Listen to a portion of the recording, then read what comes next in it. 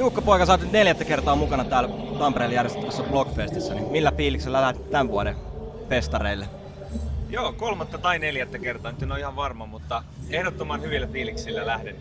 Nyt on tosin tällä kertaa melko aikainen, meillä on toinen keikka vielä illalla, niin melko aikainen tää aloitus, että tässä niinku pitää vähän heräillä vielä. Sulla on keikkakalenteri ollut tänä vuonna aika täynnä, että uutta levyä ei ole vielä tullut, että millä mallilla uusi levy tällä hetkellä on? No, juuri nyt käydään kovaa kamppailua näiden keikkojen ja levyn teon niin välillä. Että tavallaan toinen tönii toista vähän silleen ja toisaalta ruokkii toista. Eli ne niinku, tällä yrittää elää symbioosissa mun elämässä. Ja tavallaan nyt ollaan jo niinku aikataulusta sikäli myöhässä levyn kanssa, että ideana oli saada se kesäksi jo ulos.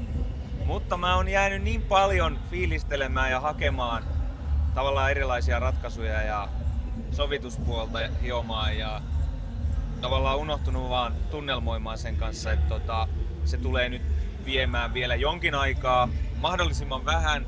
Mä haluan saada sen ulos, koska on niin siistiä saada levy ulos, mutta